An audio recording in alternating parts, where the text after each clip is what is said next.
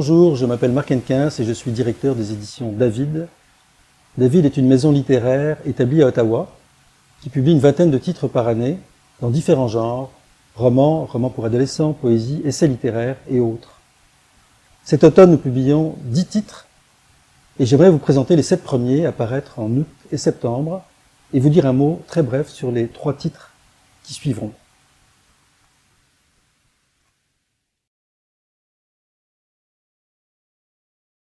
Notre rentrée d'automne ouvre avec la publication de 2 ouvrages dans notre collection Voix savantes. 2 ouvrages qui tournent autour de l'œuvre de François Paré. François Paré a été longtemps professeur à l'université de Waterloo dans le sud de l'Ontario, où il s'est fait surtout connaître par ses recherches sur les petites littératures. Et il publiait en 1993 un ouvrage, Les littératures de l'exiguïté, qui a fait date et qui a d'ailleurs reçu le prix du gouverneur général. Nous rééditons d'abord l'un de ses ouvrages marquants, La distance habitée, publié en 2003 aux éditions du Nordir, qui a été couronné par le prix Trillium.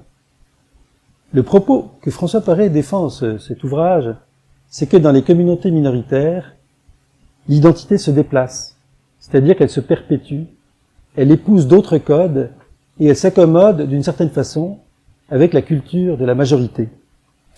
Une réflexion qui prolonge tout à fait celle qu'il menait avec les littératures de l'exiguïté. Cette nouvelle édition enrichit et met à jour l'édition originale, qui est toujours très en demande dans les programmes de lettres et de français dans les universités canadiennes.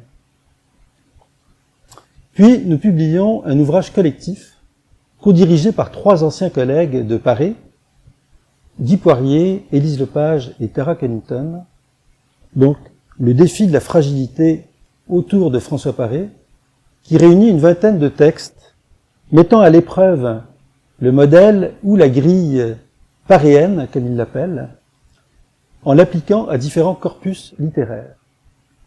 Ce sont évidemment 2 ouvrages qui s'adressent d'abord au public universitaire, aussi bien enseignants, professeurs qu'étudiants, mais aussi à toutes les personnes qui s'intéressent à l'évolution des littératures et particulièrement à celle des petites littératures.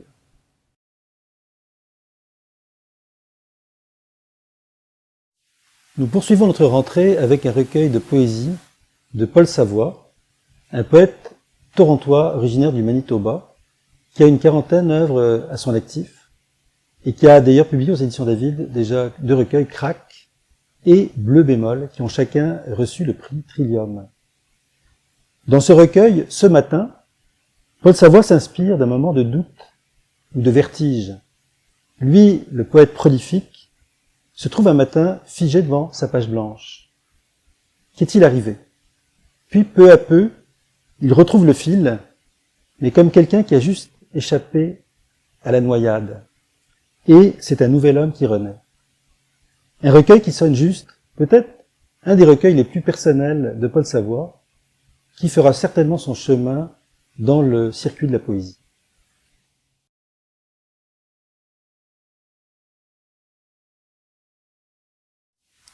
Toujours en nous, nous lançons un roman policier, Détresse au crépuscule, de Jacqueline Landry, une autrice qui avait déjà publié chez nous il y a quelques années Terreur dans le Downtown East Side, auquel ce roman fait suite en partie. L'action se déroule dans la région de Vancouver, et plus particulièrement dans le Downtown East Side, ce quartier qui s'avère être l'un des plus dangereux au Canada, et même en Amérique du Nord, avec une concentration exceptionnelle de prostituées, de drogués, de sans-abri et de criminels de toutes sortes. L'histoire est centrée sur la poursuite d'un tueur en série qui s'en prend principalement aux prostituées, mais pas seulement, et toujours selon un rituel particulièrement horrible.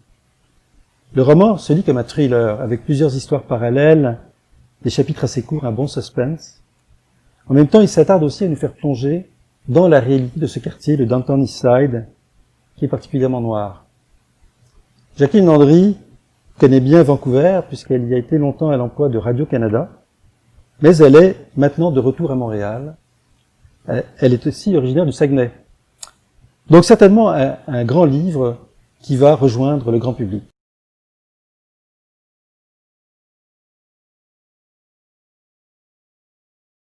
Nous enchaînons en septembre avec un livre assez particulier d'André Christensen, une autrice d'Ottawa reconnue pour son travail en poésie. Elle a publié plus d'une dizaine de recueils, mais aussi ses romans, L'île aux abeilles noires, par exemple, qu'elle avait publié l'an dernier. Elle nous propose cette fois un livre inspiré davantage par sa création en art visuel. Chambre rêvante est un livre hors collection, format beau livre, qui réunit d'abord une soixantaine de collages noirs et blancs, réalisés à la main à partir de gravures de la fin du XIXe siècle, mais aussi de poèmes qui sont intercalés entre les collages de façon irrégulière et qui veulent créer un dialogue entre les images et les mots.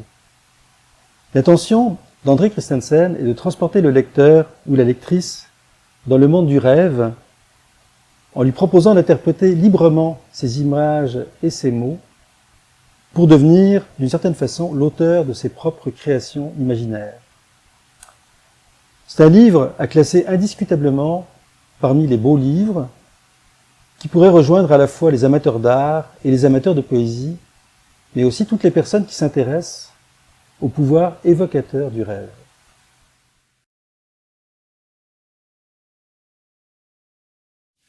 Un autre livre hors collection, signé par une autrice également reconnue d'Ottawa, Nicole Champeau, qui avait remporté le prix du gouverneur général en 2008 dans la catégorie essai pour son ouvrage Pointe ma ligne, l'infiniment oublié, publié aux éditions du Vermillon, un essai poétique sur l'engloutissement d'une section du Saint-Laurent à la hauteur de Cornwall. Cette fois-ci, Nicole Champeau poursuit son voyage jusqu'à Niagara, jusqu'aux chutes de Niagara plus précisément, dont elle reconstitue à la fois la puissance évocatrice pour les premiers peuples, mais aussi la découverte qu'en ont fait les grands explorateurs français, comme Cavalier de la Salle, qui y ont installé les premiers forts et livré plusieurs batailles pour ouvrir la route qui devait les mener plus tard vers le Mississippi ou la Louisiane. Là encore, il s'agit d'un essai poétique où Nicole Champeau démontre à la fois sa très grande érudition, mais aussi sa sensibilité à un passé qu'elle juge trop souvent oublié ou enfoui dans les méandres de l'histoire. Son livre s'adresse assurément aux passionnés d'histoire, mais aussi à ceux et celles qui aimeraient en apprendre davantage sur Niagara, sur l'histoire de ces chutes, qui a bouleversé tellement de personnes depuis des siècles.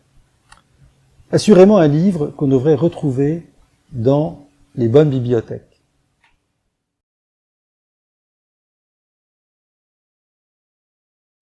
Le dernier titre que j'aimerais vous présenter est un recueil de haïkus d'une haïkiste passionnée et reconnue, Hélène Leclerc, dont c'est le 5e recueil, mais qui a déjà aussi participé à de nombreux ouvrages collectifs. Hélène, qui travaille aujourd'hui pour H&M et a été aussi libraire en passant, chez Bureau Pro à Drummondville, est certainement l'une des plus ardentes représentantes du haïku au Québec. Un genre, le haïku, ce genre bref, que d'ailleurs nous sommes plus ou moins la seule maison d'édition à publier au Canada. Voici ce qu'Hélène écrit dans la préface du livre. « J'écris pour célébrer ce qui reste de beauté dans le monde en cette époque de grands bouleversements. » Dans ce recueil, Hélène, qui doit prendre souvent la route pour son travail, décrit en quelques lignes les paysages qu'elle traverse, lesquels longent souvent le fleuve Saint-Laurent et l'amènent vers la mer. D'où ce titre, La route des oiseaux de mer. Un recueil qui est écrit avec beaucoup de finesse, de tendresse, d'humour aussi.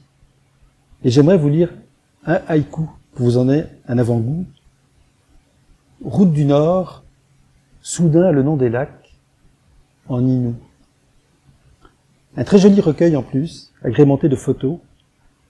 Un recueil que je recommande à tous les amateurs de poésie, mais aussi de nature. Pour terminer, je voudrais vous signaler rapidement 3 autres titres qui compléteront notre saison d'automne, apparaître donc en octobre et novembre. D'abord un autre roman de Daniel Vallée, 7 nuits dans la vie de Chéri, l'histoire d'une rencontre improbable entre une jeune comédienne extravagante et une couturière sans histoire, du pur Daniel Vallée. Un roman pour adolescents, dans notre collection 14-18, Le rôdeur de nuit de l'auteur autochtone Drew Eden Taylor, traduit par Eva Lavergne. Un roman que l'auteur qualifie lui-même de roman gothique autochtone. Enfin, un autre recueil de haïkus, Dans les plis du tablier, signé par un collectif de Haïkis de Québec, une quarantaine environ, sous la direction d'André Vézina et de Janine Saint-Amand. Là-dessus, je vous remercie pour votre écoute. N'hésitez pas bien sûr à nous demander des services de presse en format papier ou numérique. Nous serons toujours heureux de collaborer avec vous. Merci.